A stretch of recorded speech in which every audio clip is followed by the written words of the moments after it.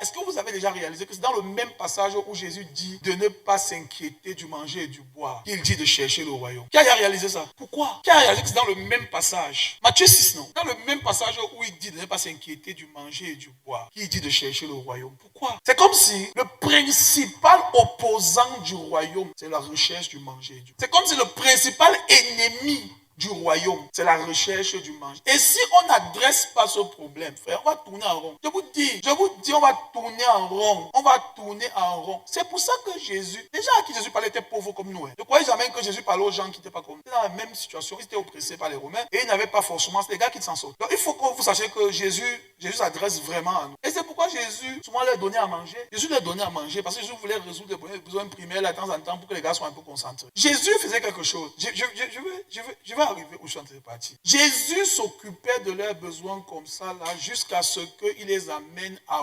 voir le royaume. Quand ils avaient vu le royaume, ils n'avaient plus besoin de s'occuper de ça. Le royaume se chargeait d'éradiquer toute pression de besoin de manger et de boire. Le royaume se chargeait de ça. Le royaume est glorieux. Le royaume est glorieux. Je vous explique comment le royaume est glorieux. Un jour, Jésus a réuni les gens, non? Ils étaient entre eux. Jésus a réuni les gens. Il a fait 2 jours avec eux. Les gars là, je vais vous montrer maintenant qu'il y a une gloire dedans. Les gars n'ont pas mangé, ils n'ont pas bu. Les gars ne sont pas pleins. C'est le jour où les gars devaient rentrer, Jésus voulait les renvoyer. Il a dit quoi? Que je ne vais pas renvoyer la foule s'ils sans manger, parce que ça fait 2 jours qu'ils sont ici, ils n'ont pas mangé. 2 jours. Quand vous lisez la Bible, ne passez pas vite. Il faut lire doucement. Tu as compris, non? Disons doucement. Moi, je coupe avec la Bible. C'est ma Bible.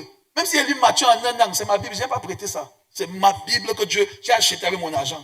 Je ne coupe pas, c'est ma Bible. Je ne coupe avec la Bible. J'ai un royaume à connaître. Jésus leur a dit que les gars, s'ils n'ont pas mangé depuis 2 jours, si je les renvoie, les forces vont leur manger. Donc, ça veut dire que les gars ont fait 2 jours sans se plaindre du manger. Pourquoi?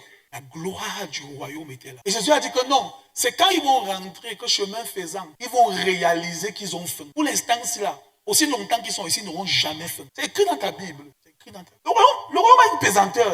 Le royaume qu'on a pris là, le royaume a un poids. Le royaume a un poids. Parce qu'on parle de gloire aussi, on parle de poids. Le royaume a un poids. Le royaume pèse.